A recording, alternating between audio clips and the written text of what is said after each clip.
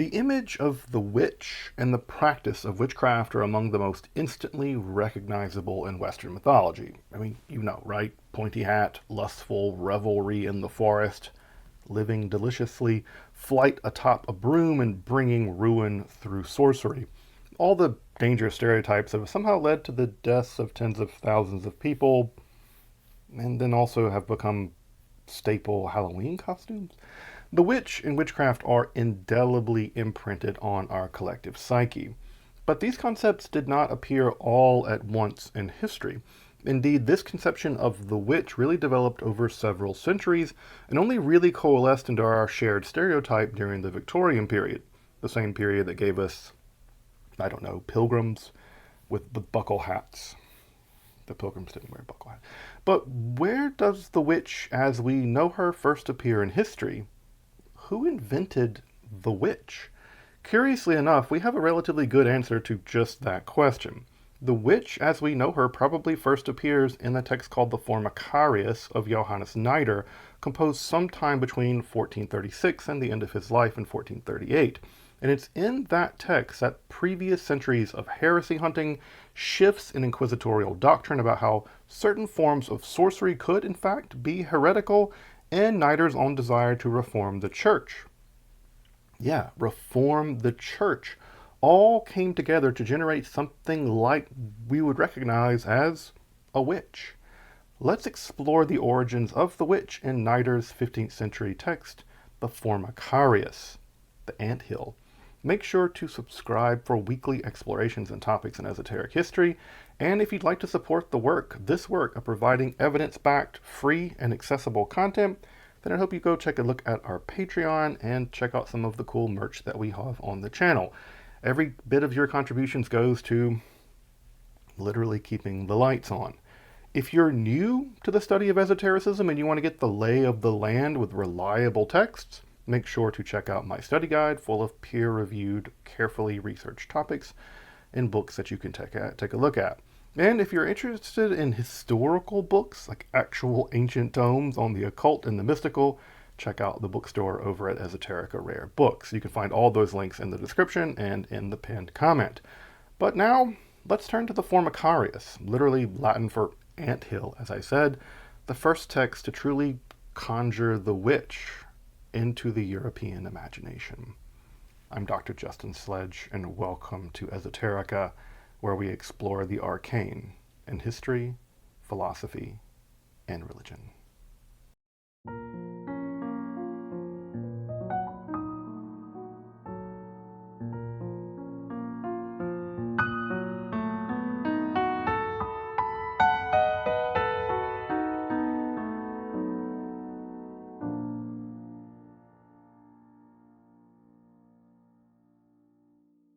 For most people, at least people who thought about it, the image of the witch is the definitive production of a text known as the Malleus Maleficarum, the hammer of which is composed around 1486, primarily by the Inquisitor Henricus Institor. And while that book, which is important, and I've done a whole episode about it if you want to take a look at it, was a definitive landmark in the nightmare that was the early modern witch trials, the witch, as we know the concept, probably emerged about 50 years prior to the composition of the Malleus Maleficarum. But to understand the invention of the witch by Johannes Nider in the Formicarius, we're going to have to take a note of some of the developments in the centuries prior to even that text. The first we should mention is that by the mid-14th century, the Church's inquisitorial campaign against groups like the Cathars, the Waldensians, the Spiritual Franciscans, and the Brethren of the Free Spirit, well, it had more or less wrapped up. They'd killed most of them or ran them into the forest, leaving the Inquisition with very little to do in the way of prosecuting heretics. However, by the latter part of the 14th century, the Catalan Inquisitor, Nicholas Emmerich, had begun to link the mere sin of sorcery with heretical depravity, thus bringing such prosecutions into the jurisdiction of the Inquisition. Further, he even argued that the general jurisdiction of the Inquisition should be expanded to include non-Christians, including prosecuting people who were Jewish. I mean, to be a heretic, you got to be a Christian first. Recall, the task of the Inquisition was to investigate heretical beliefs and practices of Christians, evaluate the reality of heresy, and then return the penitent heretic toward orthodoxy. Sorcery, however, wasn't traditionally linked with heresy. Now, it was a sin, and it was a serious sin, but it wasn't inherently heretical. Emmerich, for his part, argued that the practice of sorcery almost always, practically always, involved some sort of worship or adoration of a demonic entity in the form of a pact or a covenant.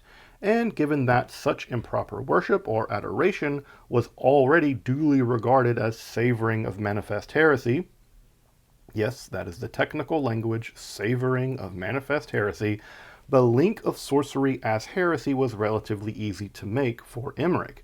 Now, if you're interested in this development of sorcery as heresy, make sure to check out my pretty deep dive on Emmerich's Directorium Inquisitorum, a genuinely terrifying inquisitorial textbook. I mean, it was so terrifying that when Poe wanted to pull a horrible book to memory, he would use the Directorium Inquisitorum as his textbook example of evil. But by 1350, we would see the last inquisitorial execution of a Cathar, assuming that the Cathars even really existed. I've done a whole video exploring whether or not this so-called heresy might have actually just been a figment of the Inquisition's imagination, which makes it all the worse because they were just murdering innocent Christians. But that wouldn't exactly be the end of the heresy hunts. The Waldensians, followers of a rich merchant who abdicated his wealth and taught radical apostolic poverty around 1173, continued to be the target of heresy hunters. Indeed, the question of apostolic poverty was the object of absolute terror to a church that, as you probably know, was increasingly wealthy, one of the largest landowners in Europe, and quite unpopular with both common people and even some aristocrats. But for their part, the Waldensians escaped the clutches of the Inquisition by doing the rational thing and fleeing into the mountains between France and Italy, and in fact they survived down to this day. But when they were caught, and they were caught sometimes, especially in the areas in what is now Switzerland, and prosecuted by the Inquisition, especially through the latter 14th century, their being Waldensian, or their commitment to apostolic poverty, and thus criticism of the church, or the legitimacy of the Pope, or all the other kinds of things that made them heretics, was often now increasingly backgrounded by a more sinister current, the emergent heretical sin of sorcery, strange illicit gatherings which involved child murder, and the worship of the devil in the form of a goat. Typical heresy stuff. And at first, these elements occur piecemeal through the trial records, a little here and a little there, and kind of spread out. But through and into the early 15th century, these disparate records begin to come together and to form a more composite picture. So much so that our earliest depictions of something like a witch in flight atop a broom, or the worship of the devil in the form of a goat, is not attributed to witches per se in this early period, but to Waldensians. Now, you may have seen this pretty famous 1451 manuscript that's actually depicting witches aflight upon brooms. But they're not really witches. They're actually Waldensians. The headgear kind of identifies them as such. But the gap between heretic and witch has been short-circuited in the mind of the miniature painter. Indeed, the Swiss canton of Vaud became so associated with the Waldensians that the term Vaudois became an epithet not just for the group, for the Waldensians, but also became a term for sorcery and sorcerer and sorceress. And it was eventually even applied to Joan of Arc during her trial. The abstract notion of heresy was being linked in the judicial practice with sorcery through the ongoing persecution of the Waldensians, themselves being metonymized into something new, sorcery heretics. That, despite the fact that no historical evidence for the Waldensians being anything other than pious, albeit dissident Christians, has ever been found. But of course, this all raises a question. Where did these various disparate elements of nightly gatherings, worshipping of a goat, and the killing of children, and even cannibalism come from? Where did all this emerge? It actually comes from Christian law and Christian lore, most recently from the important Decretum of Gratian compiled and written in the mid-12th century. Now, For the cases of this study, the most important section of that rather massive text is the so-called Canon Episcopi that can be found at Causa 26, Quaestio 5, Canon 12, because I know you're going to go look it up. This text predates the Decretum, actually, by centuries. In fact, it's first attested around 906 and probably reflects attitudes of the period just after the conversion of the Franks from the Merovingian period from paganism to Christianity and very early years of the Holy Roman Empire. Thus, it's actually a really cool window onto the pagan pre-Christian world of that time, at least viewed through the eyes of the Christians writing the rules. Now, this text urges local bishops to eradicate the practice of magic and divination from the recently converted population. However, this is not to be done according to the rules by torturing and killing said practitioners. Not yet. They're going to get to that later on. But by expelling those people from their parishes, as it is often repeated, and after they're admonished against such practices, that then a person can be deemed a heretic. They basically just can kick you out and tell you to stop. The text also discusses the idea that certain women believe that they could ride beasts with Diana to join in collective worship of this pagan goddess. Now, of course, who Diana here is and what this deity is not really clear, but of course all of this would eventually evolve into the notion of the witches' sabbat, or synagogue as it was often have, because, you know, there's no anti-Semitism at this time. Though notice here that neither flight is mentioned, they're riding upon beasts, nor is the devil, they're traveling with the goddess Diana or some probably local pagan deity. Further, and this is really crucial, the Canon Episcopi makes it clear that the journey to worship Diana is a phantasm imposed upon the mind. It's happening in their imagination by demonic forces, and that the women do not, in fact, physically travel anywhere. The travel upon the beasts and the collective worship of Diana is a demonic delusion and not actual geographic travel. And further, there is condemnation of the idea of shape-shifting, perhaps reflecting a pagan belief of transforming into animals or other shamanic practices of that period. Think of the berserkers or something. We even have other accounts in Italy where people are shape-shifting into other kinds of creatures to actually fight witches, thanks to Carlo Ginzburg. Thank you, Ginsburg. Indeed, we read that the person who believes that they're actually able to shapeshift is, as it has in Latin, procul dubio infidelis et pagano deterior, beyond doubt, an infidel and worse than a pagan. If you believe you can shapeshift, you're worse than a pagan. But this previous text of Christian canon law is the box into which these so-called heretical gathering of Waldensians centuries later need to be put, regardless of whether or not it actually have anything to do with actual Waldensian beliefs and practices. Of course it didn't, but that's the only box they had to understand people that didn't agree with the church, shoved them into that heretical box. Now, how did the Inquisition actually arrive at people telling them these things? Well, leading interrogational practices and, of course, good old-fashioned torture. Further, recall that the inquisitional jurists of this period primarily relied on ancient patristic writings to make sense of both the theological world around them, but also how to adjudicate, well, the law, canon law, judicial matters. And ironically enough, one of the texts preserved of those ancient texts was slander of ancient Christians against ancient Christians that they disagreed with, especially the so-called Gnostics. Now, all of that's made even the more ironical by the fact that most of this slander was actually invented by the Romans to slander the early Christians. Recall that the Romans felt that Christianity was a recent superstition. It being recent completely delegitimated it in the minds of the Romans. Religion was, by definition for the Romans, ancient. Indeed, Christianity was thought of by the Romans as a superstition fit for women and slaves, as the Romans had it. And the Romans slandered the early Christians as engaging in underground rituals and catacombs among the dead, worshipping a donkey-headed god through cannibalism, illicit sexual relations, drunkenness, and just general degeneracy of the worst kinds.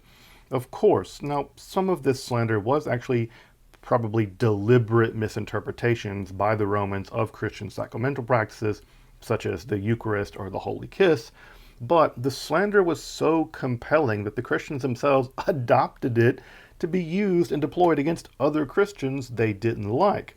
And then they used it against the European Jews and the blood libel, and then they used it against the witches, and then they used it against the communists, and then they used it against random punk goth kids in the satanic panic of the 1980s. So when medieval heresy hunters needed a checklist of heretical behaviors, they already had one ready-made in patristic literature.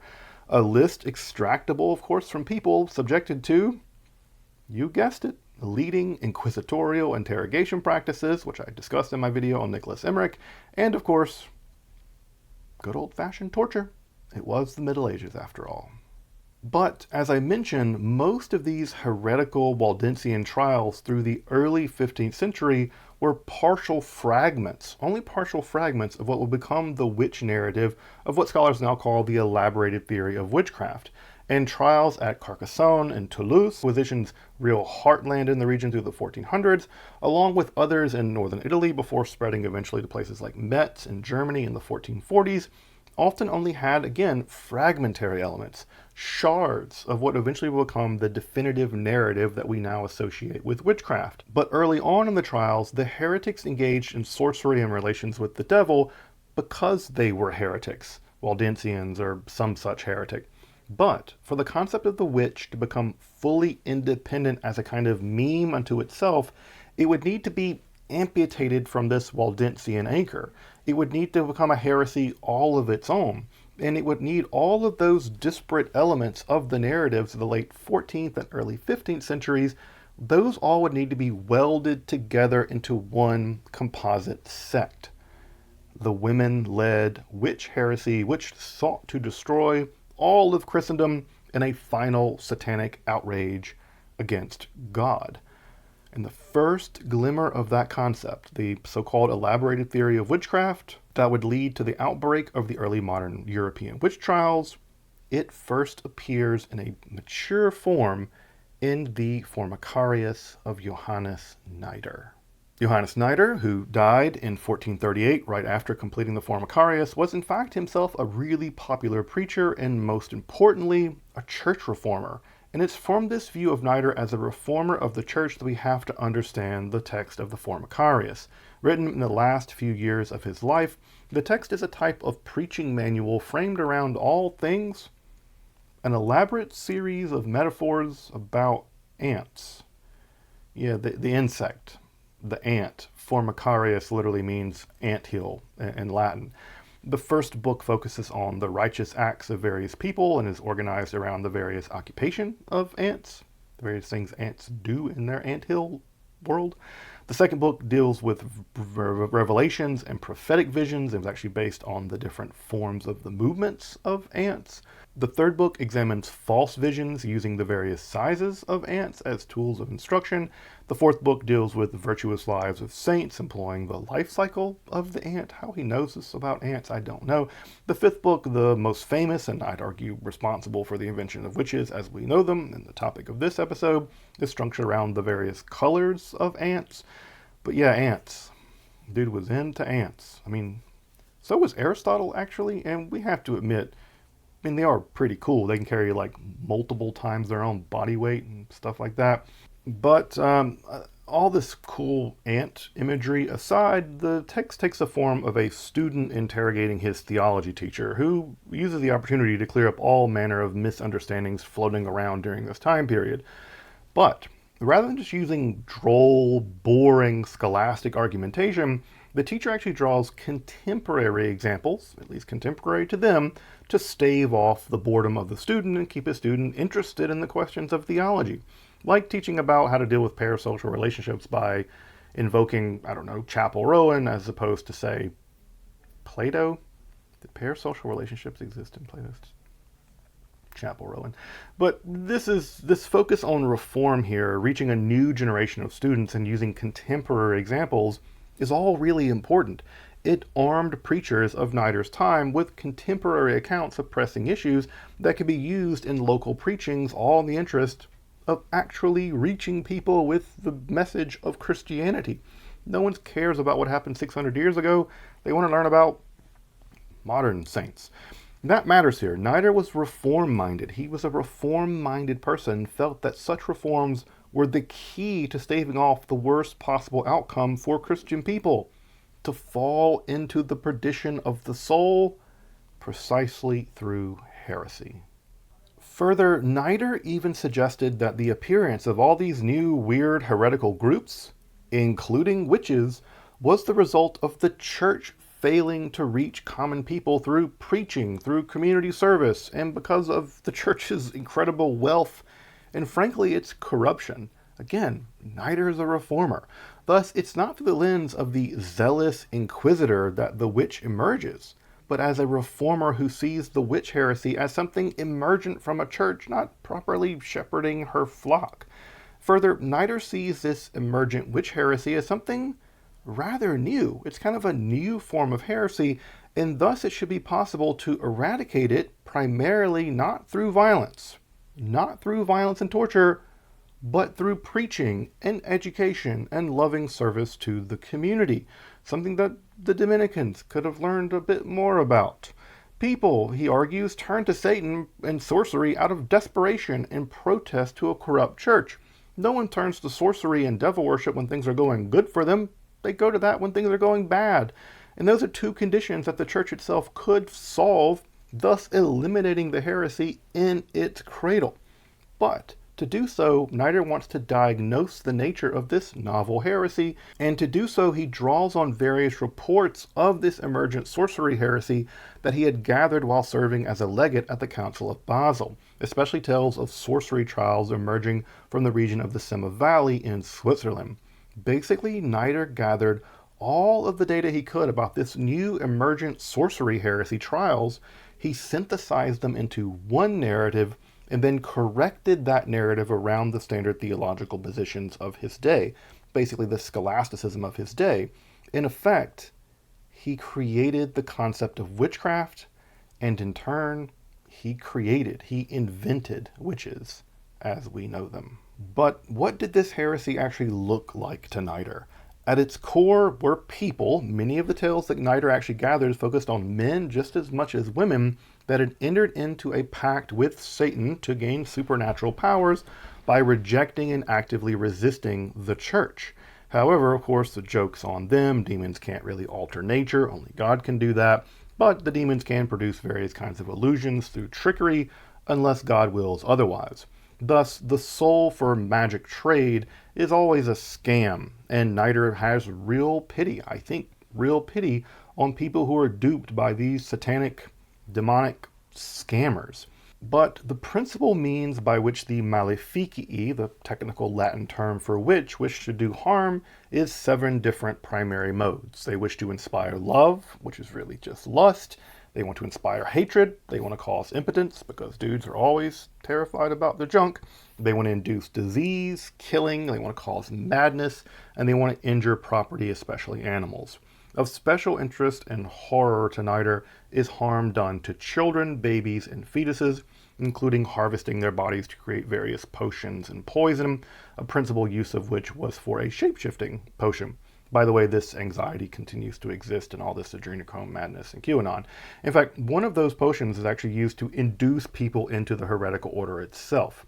In one of the narratives provided by Nider, we're told how the heretical sect would actually sneak into churches on Sunday morning before the blessing of the holy water, and in mockery of that sanctification, one would be inducted into the satanic order by drinking one of the baby potions, which would induce something like diabolical visions, in which the inductee would gain immediate knowledge of the dark arts.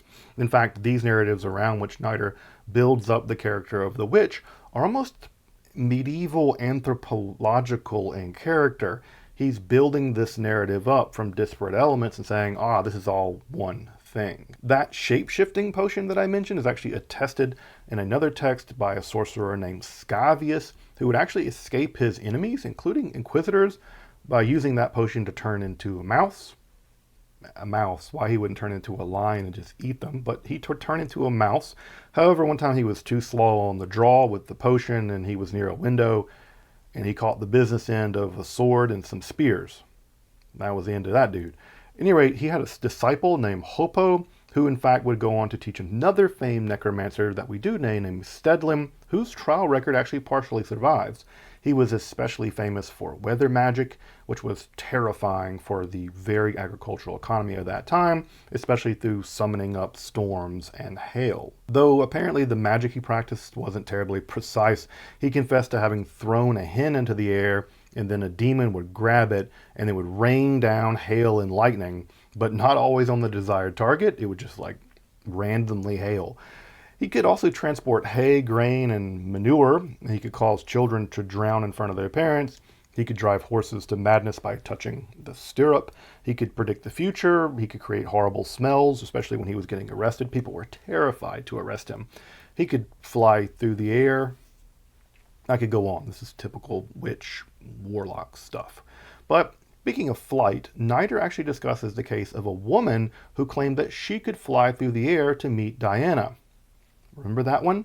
That's the exact narrative from the Canon Episcopi that I discussed earlier. Now, this idea that this woman could fly through the air with Diana interested a local Dominican. You don't want to interest local Dominicans with these kinds of stories. At any rate, said Dominican tried to convince this lady that this claim was nonsense, she could not fly through the air, and maybe it was even heretical nonsense and she should keep it to herself. But she kept it up, and he demanded to be present the next time she went on such a flight. So there they are. The lady sat down in a large bowl used for kneading dough atop a bench. She smeared herself with some kind of ointment. She uttered in some kind of incomprehensible magical words to summon the devil, and then she promptly fell into unconsciousness. In that sleep, she started to violently gesticulate. She fell out of the bowl and badly injured her head in the fall. Eventually she came to. She testified that she had gone on the flight. The Dominican convinced her that she did not fly anywhere, I guess aside from falling out of the bowl and hurting her head, and apparently she was ultimately disabused of her errors. Now, aside from that salve, which was probably made from henbane, belladonna, mandrake, hemlock, and God knows what else, we have here one of the first records of something like flight to the Sabbath, here being a flying ointment. But notice, no broom. She's flying in a bowl. Now, recipes for this flying ointment do survive from this period and in later texts. No, you should not try them. Yes, they will kill you. People have literally died. Scholars have died trying to recreate them. Yes, there have been scholars and occultists who have died working with those toxins. Don't. Nider also deals with so-called love magic. It's not really love because there's no consent involved. If you're magically making people love you, we typically refer to it as erotic binding magic. But at any rate, it was accomplished through beans and rooster testicles. So, yeah, exactly what your 8th grade imagination was probably thinking. He also admits to the existence of incubi and succubi. These are demons who torment people sexually at night. Torment. But these are tales that he thinks are mostly just bad dreams, what we might now call night terrors. Nider rejects using magic to fight magic. You can't do that, rather focusing on the use of prayers, sacraments, and even the ringing of church bells to drive demons away, because that's not magic. Ultimately, however, Satan, his demons, and the heretical followers of this new sect need not be to be feared by Christians in good standing. They only have powers from what they do from divine allowance. And when such witches do inflict harm, it's it's with God's permission to test the faithful. So if you're being afflicted by a witch, strike your best, Job. While the constant misogyny common in text about witchcraft isn't quite yet ingrained in Nider's position, Nider does have an interesting position on why women generally become known better as witches. Why are witches more known than warlocks?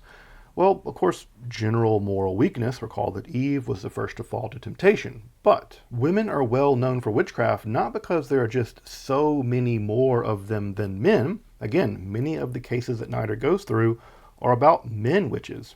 Rather, he argues that women are simply more powerful if they choose to be evil or if they choose to be good. Thus, women saints, such as the Virgin Mary, are far more righteous than even the best of godly men. And, by extension, when women turn to heretical evil, it's on, like rooster testicles. and they are all the more evil, it turns out, and thus women witches are far more known and rightly feared. Now, Nider's corrective to women turning to satanic witchcraft is also fascinating. Again, he thinks many of these people are turning to heretical depravity out of desperation or protest against a corrupt church. But he also sees that there are women who are turning to other means of popular piety as well. They're also rejecting the church, but they're remaining pious. Those women are the Beguines. Now, for anyone who's been on this channel for any length of time, you know I got real love for my Beguine ladies. And this whole movement was inspired by, in fact, a revivalist call to live the vita apostolica, the desire to live in simplicity and religious devotion, precisely like the early followers of Jesus as described in the book of Acts. These women became known as the Beguines, and they formed communities of mutual aid to facilitate a life of devotion, service to the community, and economic independence.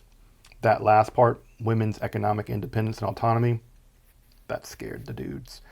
Important to note here is the Beguines were not nuns. They imposed these vows upon themselves for their own communal living, and they could leave, for instance, to marry, or they could in fact join an enclosed community, which many of them did toward the end of their life. The Beguines also produced some of the most powerful mystics of this period. Now, I've done a whole episode about the Beguines if you want to learn more about them, and also specific examples of mystics that the Beguines produced, including my personal favorite, Heidewyk of Antwerp, or Heidewyk of Brabant, who I think is one of the most spectacular mystics in all Western history.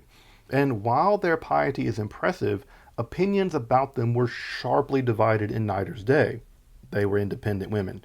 It was controversial. However, his being on the side of reform saw the Beguines as something like anti-witches. Yes, anti-witches. And thus he supported the early Beguine movement as a hedge against the emergent heretical witch movement. Now, this needs to be a movie, like the Beguines versus the witches. Like there's like an eternal war between the Beguines and the witches. I have to say that at this point, the Beguines are probably losing. While Nider's Formicarius probably represents the first appearance of the witch in historical and theological literature, notice that the elaborated theory of witchcraft isn't quite complete in the 1430s. Aerial flight is present, but not yet flight to the Sabbath, which is present in the literature and is still also known as a synagogue. In fact, one is seemingly initiated into the Sabbath, into this witch heresy, in a church as a kind of anti-sacrament. Now, child killing is already present, along with all the various developed forms of sorcery, especially weather magic. There are tales of both heretical men and heretical women, with a few named men, like Stedlin and Hopo, but there's an admission on the part of Nider that the heresy is being led primarily by a legion of unnamed women, so that misogynistic element is already built in as well. But while still in development, Nider's Formicarius does present us, I think, with a first-time composite notion of the sorcery heresy, primarily led by women, completed through a covenant with the devil, all in the interest of harm through sorcery and magical means as a final outrage against God before the apocalypse. I think here a compelling argument has been made that Johannes Nider has effectively invented the witch. In the next few centuries, women, and to a lesser degree men, would be hunted as part of a European-wide, vast, let's call it what it is, folks, a conspiracy theory, resulting in over 100,000 trials, numerous acts of torture, and the execution of between 40 and 60,000 people between 1450 and 1700. Nider had conjured the witch, and now they would begin to hunt people, thinking that they were witches. It's the sad irony of history that a man honestly bent, and I believe this, honestly bent on reforming the church would ultimately birth a concept that would cause so much misery and death. The Formicarius, while now obscure to most people never heard of this book, it survives in about 25 manuscript copies from the 15th and early 16th centuries, and would see editions from the 1470s all the way down to 1692, near the very end of the witch trials, proving it was enormously popular at that time. In fact, after the 1574 Venetian edition of the Malleus Maleficarum, that horrible text would often be printed with the fifth book of the Formicarius, along with other various demonological books in tow.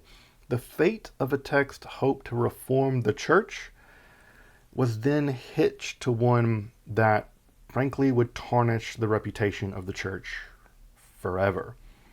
There's no English translation of the Formicarius. There's just not one. Someone should at least do the fifth book so we have access to it. However, the definitive edition of the text at this point, and thank goodness it's relatively new, is the 2-volume edition in French by Catherine Chêne, an absolute masterpiece of scholarship. Werner Tschacher has also produced an incredibly important study explaining how Nider effectively built a bridge between scholastic and popular preaching, but that study is also, while enormous, it's also in German, so unless you read French and German, at this point, there's not even an expensive Brill edition of the Formicarius to consult. For my part, I've consulted the French, and I've also consulted the 1692 Latin edition to prepare this episode over at Google Books, and I'll give you a link to that 1692 edition. So, even a text in which the witch first appears for the first time in European history remains elusive, at least for folks who only read English. But, of course, more on the history of magic and the history of witchcraft to come. Until then, I'm Dr. Justin Sledge, and thank you for watching Esoterica, where we explore the arcane in history, philosophy, and religion.